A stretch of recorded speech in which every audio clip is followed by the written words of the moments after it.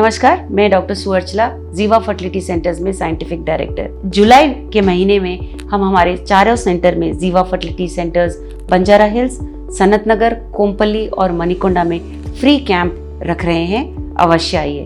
Thank you.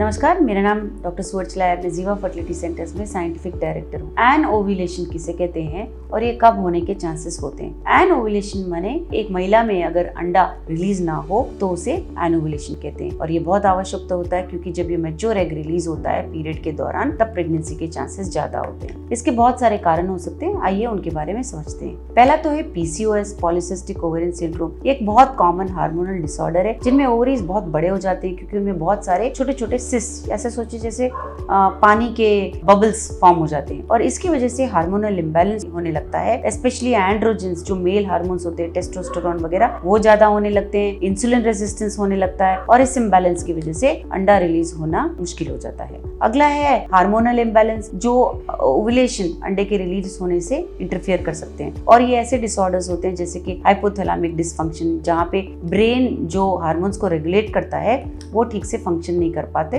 Release नहीं हो पाते। या पिट्यूटरी ग्लैंड एक ऐसा पार्ट है जहाँ से हार्मोन्स जो ओव्यूलेशन के लिए महत्वपूर्ण होते हैं रिलीज होते हैं, जैसे कि luteinizing hormone, follicle stimulating hormone.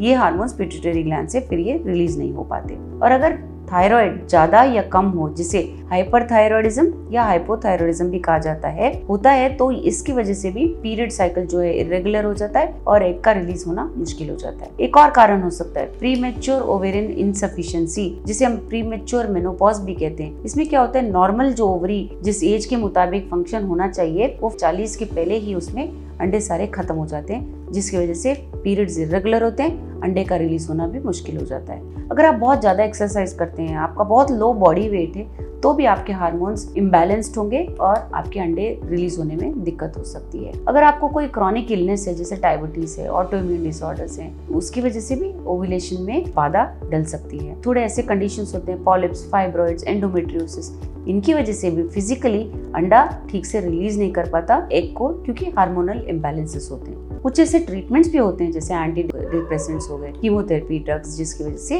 Ovulation नहीं हो पाता। पहले अगर रेडिएशन हुआ है, सर्जरी हुआ है कैंसर के लिए रिप्रोडक्टिव ऑर्गन्स के आसपास, तो भी ओवेरियन फंक्शन इफेक्ट हो सकता है। अगर हाई स्ट्रेस है, आपको इमोशनल डिस्टर्बेंस बहुत ज्यादा है, तो हार्मोनल इम्बैलेंस की वजह से भी अंडा ठीक से रिलीज नहीं हो पाता। जो भी मैंने कारण बताए हैं वो टेम्पररी भी हो सकते हैं या इंटरमिटेंट या कभी कभी होने के भी चांसेस होते हैं। और क्योंकि मैंने बताया कि कारण अलग अलग हो सकते हैं, तो अलग अलग महिलाओं में अलग अलग कारण की वजह से ये हो सकता है। लेकिन अगर आपको इरेगुलर पीरियड्स हो रहे हैं, इरेगुलर या एग बिल्कुल ही रिलीज नहीं हो रहा है, तो अवश्य आपको एक फर्टिलिटी स्पेशलिस्ट को दिखाना चाहिए अगर आप प्रेगनेंसी के लिए ट्राई कर रहे हैं। अगर नहीं तो एक गायनेकोलॉजिस्ट या ऑब्स्टेट्रिशियन को अवश्य दिखाना चाहिए। इसके बारे में और जानकारी के लिए अवश्य जीवा फर्टिलिटी सेंटर्स आइए। धन्यवाद। हमने इस वीडियो को बनाने में बहुत मेहनत की है, जरूर हमें सब्सक्राइब और लाइक कीजिए। Thank you.